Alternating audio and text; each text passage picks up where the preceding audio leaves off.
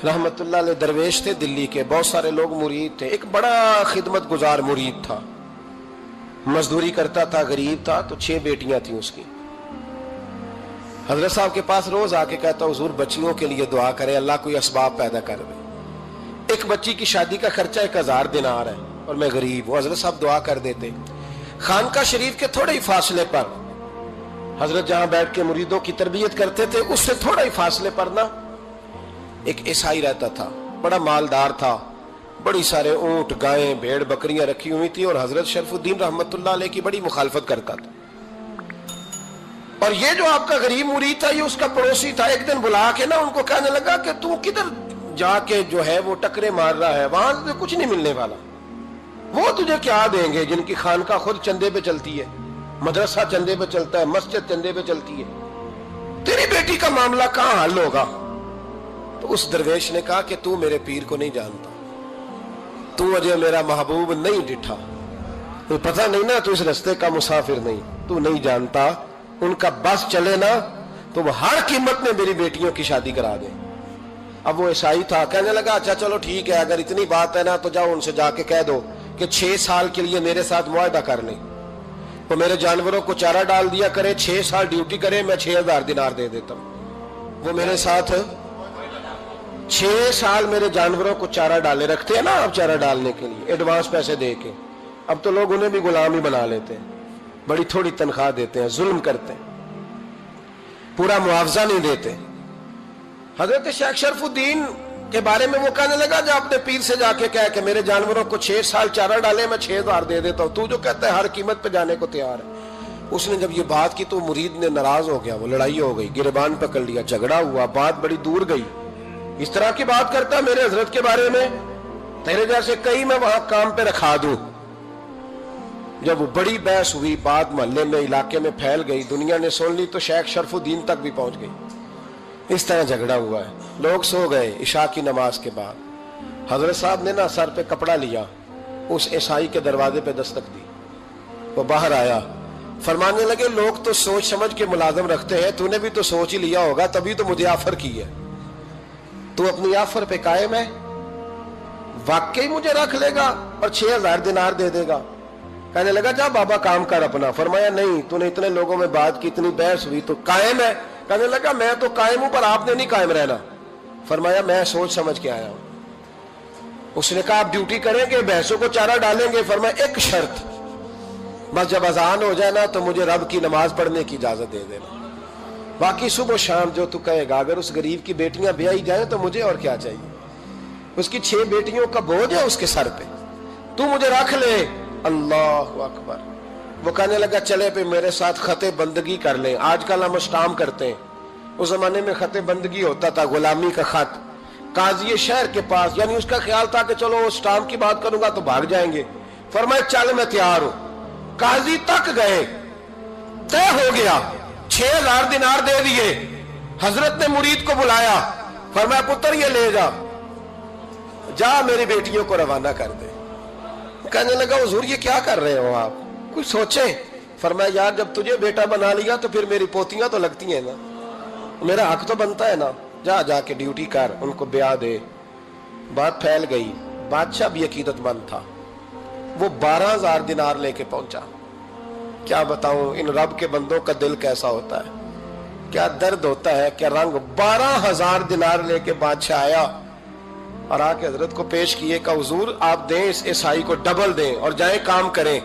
आप फरमाने लगे तू पैसे दे, शर्तें ना लगा, मेरा जहां दिल करेगा मैं खर्च करूंगा, मुझे तो मजा ही अब आने लगा है, अभी तो लुत्फ आ रहा है, अभी तो जायका आया है कुछ करने का, पैसे देने हैं तो दे, पाबंदी ना लगा, जहां मेरा दिल करेगा मैं। उसने कहा हुजूर ठीक है रख ले। हजरत ने फजर मस्जिद में पढ़ी, जेब में 12000 दिनार थे, ऐलान फरमाया भी किसी और की बेटी भी बैठी है तो पैसे मेरे पास है। वो 12000 दिनार भी बांट दिया और 12000 दिनार बांट के ना तो फिर चले गए खेत में चारा काटने। उस ईसाई को किसी ने बतलाया कि उनके पास तो 12000 आया है, पर तुझसे जान नहीं छुड़ाई उन्होंने। वादा ये हुआ था कि 6 देंगे तो जाएंगे, जब तक देंगे नहीं तेरे घर में काम करेंगे। वो ना चारा काट रहे थे, हजरत साहब तो वहां पहुंच गया, दूर जाके खड़ा हो गया, कहने लगा बाबा پہلے تو میں نے مسلمانوں کے اخلاق سنے تھے، اب تو میں نے دیکھ بھی لیے، پر یہ بتا جب 12,000 آیا تھا جان کیوں نہیں چھڑائی؟ تو حضرت چارہ کاٹتے کاٹتے رو پڑے، فرمانے لگے تو نہیں نہ جانتا یہ بیٹیاں سانجی ہوتی ہیں، پتہ نہیں نا؟ میرے رسول پاک نے تو حاتم تائی کی بیٹی کے سر پہ کپڑا رکھ کے کہا تھا بیٹیاں برابر ہوتی ہیں، تو یہ نہیں پتا جب اس کی 6 بیٹیوں کی شادی ہوئی ہے میرے اندر روحانیت کتنی بڑی ہے۔ فرمایا پھر 12,000 آیا ہے تو 2-4 بچیاں پھر گئی ہیں، تو یہ نہیں پتا میں اندر سے راضی کتنا ہوں، میں تیری نوکری کرتا رہوں گا، پتہ نہیں اللہ کتنی بیٹیوں کو بیاہ دے گا۔ اتنا رویا وہ عیسائی کے پیروں میں بیٹھ گیا، کہنے لگا بابا میں نے تیری مخالفت کی ہے پر تیرے قریب آ کے پتہ چلا ہے کہ تو بہت اونچے اخلاق کا مالک ہے، اور اگر تیرا یہ مقام ہے تو تجھے اخلاق سکھانے والے محمد عربی کی شان کتنی ہوگی۔ ظالم کی بولیے جاتے نہیں لوگ جھوٹے گواہ بن کے، وکیل صاحب کو نہیں پتا ہوتا کہ یہ بندہ مجرم ہے جو میرے پاس آیا، کیا مجرموں کے وکیل نہیں ہوتے؟ بولے تو اس کو پتہ نہیں ہوتا وکیل صاحب کو کہ یہ صاحب مجرم ہے، میرے پاس مقدمہ لے کے آئے، اور اگر بے ادبی نہ ہو جائے تو میرا خیال ہے قاضی عدالت کو بھی پتا ہوتا ہے کہ مجرم کون ہے اور مظلوم۔ میرے نبی پاک صلی اللہ علیہ وسلم نے اس قدر زیادہ سختی فرمائی اس مسئلے میں، فرمایا جس کو پتا تھا کہ فلاں آدمی ظالم ہے، ظلم کر رہا، پھر وہ ظالم کا گواہ بنا یا اس نے ظالم کی مدد کی، کتنی کی؟ شارحین لکھتے ہیں چاہے اس نے ایک جملہ بول کے کی، چاہے ایک، سارے بولیے، چاہے ایک غریب کو اس نے ظلم کیا تو کہتے ہیں علاج یہ سی، چاہے ایک جملہ بول کے کی، شارحین اس حدیث کی شرح میں لکھتے ہیں ایک جملہ بول کے چاہے مدد کی، جس بندے نے کسی ظالم کی مدد کی کسی مقدمے میں یا کسی صورت میں اور اسے پتا تھا یہ ظالم ہے، میرے نبی پاک صلی اللہ تعالیٰ علیہ وسلم فرماتے ہیں اگر اس نے مدد کی، ابھی ظالم کی بات نہیں ہو رہی، ظالم کے مددگار کی بات ہو رہی، اگر کسی نے ظالم کی مدد کی تو حضور فرماتے ہیں خدا بھی اس سے بری و ذمہ ہے، رسول بھی اس سے بری و ذمہ ہے۔ سنبھال کے رکھے اپنی نمازیں، قربانیاں، حج، زکوٰۃ سنبھال کے رکھے۔ اگر ظالموں کا مددگار ہے، الیکشن آ لینے دے، آپ کو نظر آ جائے گا کون کون ظالموں کا مددگار ہے، نظر آ جائے گا۔ اپنی جیب سے لوگ پیسے دے کے ظالموں کی مدد کریں گے، ان کے فلیکس چھپوائیں گے، بورڈ لگوائیں گے، جیبوں سے پیسے دے کے۔ ہم نے خود آگ لگائی ہے چمن میں اپنے، بے سبب گردشی ایام کو الزام نہ دو، ہم نے خود نور کا ظلمت سے کیا ہے سودا، کر کے توہین سحر شام کو الزام نہ دو۔ ظالموں کے مددگار میدان میں آ گئے، یہ چھوٹا لفظ نہیں، میرے حبیب پاک صلی اللہ علیہ وسلم نے فرمایا جو ظالم کا مددگار ہے سن لے جو سجن کے ساتھ کچہری جاتا ہے، وہ یاد رکھے جو دوست کا گواہ بنتا ہے، وہ یاد رکھے جو کہتا ہے میں مانگی گیا تھا، مجھے بلایا گیا تھا قبضہ چھڑانے کے لیے کسی غریب بیوہ کی جائیداد پہ، وہ سن لے تو مدد کر کے نہیں آیا، تو خدا کے ذمے سے نکل گیا ہے۔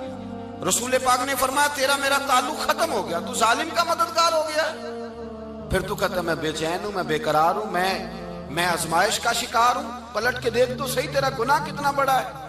میرے نبی پاک صلی اللہ علیہ وسلم کا ایک اور فرمان سن لیں، ابن ماجہ ابو داؤد میں موجود ہے، اس حدیث کو آپ نے یاد کر لینا ہے، کر لیں گے انشاءاللہ، سارے کہیے انشاءاللہ کر لیں گے یاد۔ حضور صلی اللہ علیہ وسلم نے فرمایا اگر تو ظالم کی مدد کرے گا نا، یہ لفظ دل کی تختی پہ لکھ لینا، یہ مکافات عمل ہے، مکافات عمل دنیا، ادھر کرو گے تو ادھر بھرو گے۔ فرمایا اگر تو کسی ظالم کی مدد کرے گا، سن لے حضور کا فرمان ہے، اگر تو ابن ماجہ ابو داؤد صحاح میں موجود ہے، فرمایا اگر تو کسی ظالم کی مدد کرے گا تو رب تعالیٰ مرنے سے پہلے تیرے اوپر بھی ظالم کو مسلط کر دے گا، تیرے اوپر بھی ایک دفعہ ظلم ضرور ہوگا اگر تو ظالم کی، وہ کسی صورت میں بھی ہو سکتا ہے، کسی صورت میں بھی تیرا بیٹا ہی اٹھ کے ظلم کر دے گا، تو الجھ جائے گا، کسی نہ کسی جگہ تیرے لیے تباہی کا سامان ہوگا، تیرے اوپر ظلم ہوگا، اس لیے کہ تو ظالموں کا مددگار ہے۔ چاہیے یہ تھا کہ تو مظلوم کی مدد کرتا، انسانی ایمانی یقین کا فریضہ سر انجام دیتا، تو ظالموں کا مددگار ہو گیا۔ ٹٹول کے دیکھ لیں، رزلٹ نکال کے دیکھ لیں، ہمارے زمانے میں ظالموں کے مددگار زیادہ ہیں، اتنی لمبی زبانیں نکال کے ظالموں کی مدد کرتے ہیں، بڑے بڑے کالم نویس اللہ نے انہیں قدرت دی لکھنے کی، تو اپنا قلم ظالموں کی مدد میں خرچ کرتے ہیں۔ وہ لوگ جن کو اللہ تبارک و تعالیٰ نے قدرت دی، ہمت دی، طاقت دی، کچھ لوگ ان کے حلقہ احباب میں، وہ اپنے لوگوں کو استعمال کر کے ظالموں کی مدد کرتے ہیں، ظالموں کی مدد کرتے ہیں۔ میرے نبی کریم سید عالم نور مجسم صلی اللہ علیہ وسلم نے فرمایا، اگر تو نے ظالم کی مدد کی تو جب تک تو توبہ نہیں کرے گا رب تجھ سے ناراض ہی رہے گا۔ اللہ تجھ سے، او بھائی جس سے رب بھی ناراض ہو گیا، نہ کھانا نہ پینا نہ سونا نہ جاگنا نہ نیند، پھر تیری ہر چیز تیرے لیے آزمائش ہو جائے گی، پھر تیرا سایہ بھی تیرے لیے خوف کا سامان بنے گا، پھر زندگی جیتی جاگتی لاش بن جائے گی، تو اپنے کندھوں پر اپنی میت اٹھائے پھرے گا جب تو ظالم کا مددگار ہوگا۔ اور نبی پاک صلی اللہ علیہ وسلم نے فرمایا ظالموں کا مددگار بھی ظالم ہوتا ہے، ظالموں کا مددگار بھی، سارے بولے ظالموں کا مددگار بھی، نہیں کو نہیں، آپ سارے نہیں بولے، ایک دفعہ بولے ظالموں کا مددگار بھی، پکی بات ہے، ظالموں کا مددگار بھی۔ اللہ اکبر، جس کا یارانہ ہو، جس کا دوستانہ ہو، جو کہے میں نے نا اس کو اوکھے ویلے کے لیے ظالم کو یاد رکھا ہوا ہے۔ کبھی مشکل میں رکھے نہیں ہوئے لوگوں نے ظالم دوست، کہتے میں نے رکھے ہوئے ہیں، بلکہ ہمارے دیہات میں تو کہتے ہیں میں نے بازو بنائے ہوئے ہیں۔ کس کو بازو بنا لیا؟ ظالم بھی کبھی بازو ہوتا ہے، جو ظلم کی تلوار لیے میدان میں کھڑا ہے۔ قارون، حامان، فرعون، نمرود کا حال نہیں لوگوں نے دیکھا؟ اپنے زمانے میں آپ نے کتنے لوگ نہیں دیکھے جن کے سائے سے، آواز سے لوگ کانپتے تھے؟ پھر پولیس کی گاڑیوں میں وہ اس طرح مردہ پڑے کہ دنیا نے تماشا دیکھا ان کا۔ یہ رنگ ہم نے دیکھے نہیں اپنے آنکھوں سے۔ فرمایا ظالم کا مددگار بھی، جو کار میں بٹھا کے لے کے گیا وہ بھی ظالم، جس نے چائے پلائی وہ بھی، جس شخص نے کھانا کھلایا وہ بھی، جو کچہری تک ساتھ گیا وہ بھی، جس نے فلیکس کے نیچے، بڑے شرابی کے نیچے چھوٹی اپنی فوٹو لگائی وہ بھی، جو ووٹ کی پرچی ڈالنے گیا وہ بھی۔ کہہ دینا باہر نکل کے کہ حضرت صاحب نے سیاسی تقریر کی ہے، کہہ دینا، پر بات تو سچی ہے نا۔ خو کرے ہم تو سے تھوڑا سا گلا بھی سن لے، خو کرے ہم تو سے تھوڑا سا بھی گلا۔ امام مالک کے پاس ایک بندہ آیا، اس نے کہا حضور میں درزی ہوں، ایک ظالم بادشاہ مجھ سے کپڑے سلواتا ہے، میں تو ظالموں کا مددگار نہیں نا۔ ایک ظالم بادشاہ مجھ سے، حضور میں تو مددگار نہیں نا ظالموں کا۔ جو فرمایا ظالموں کا مددگار بھی ظالم ہوتا ہے، تو کپڑے لے کے آتا ہے میں سی کے دے دیتا ہوں، ذمہ داری نہیں۔ یہ ایک آدمی دکاندار ہے، اس سے کوئی بندہ چیز خریدنے آئے گا تو تھوڑی کہے گا میں نے نہیں دینی، تو دے گا۔ کوئی بندہ اگر کسی شخص سے کوئی کام کہتا ہے جو اس کی فیلڈ ہے، اس کا شعبہ ہے، اس کا معاش کا وہ سلسلہ ہے، کہتے ہیں یا رسول اللہ صلی اللہ علیہ وسلم ظالموں کا مددگار بھی ظالم، حضور نے فرما دیا۔ تو امام مالک سے بندے نے مسئلہ پوچھا، دل کی تختی پہ لکھنے والی باتیں ہیں، کہا حضور میں درزی ہوں، ظالم کپڑے سلواتے ہیں، میں تو مددگار نہیں نا۔ امام صاحب کہنے لگے نہیں، مددگار تو وہ ہوگا جو تجھے سوئی دھاگا فراہم کرے گا، تو تو پورے کپڑے سی کے دیتا ہے، تو خود بہت بڑا ظالم ہے، تو پورے سوٹ سی کے دیتا ہے، تو بہت بڑا ظالم خود ہے۔ مددگار تو وہ ہوگا جو تجھے دھاگا دے گا، جو تجھے بٹن دے گا، جو تجھے نلکی دے گا۔ جو ظالم سے اتنی نفرت، ظلم کر کے بندہ ہے، یہاں تو ہمارے زمانے میں ہیرو بن جاتے ہیں لوگ، ظالم ہیرو ہے، لوگ اس سے ڈرتے پھرتے ہیں، گھومتے پھرتے ہیں، اور بہت سارے کم مزاج لوگ اس کے پیچھے ہاتھ باندھ کے پھرتے ہیں۔ ظالموں کی مدد کرنا، ظالموں کے ساتھ رہنا، یہ ظلم ہے، ظلم، یہ زیادتی ہے۔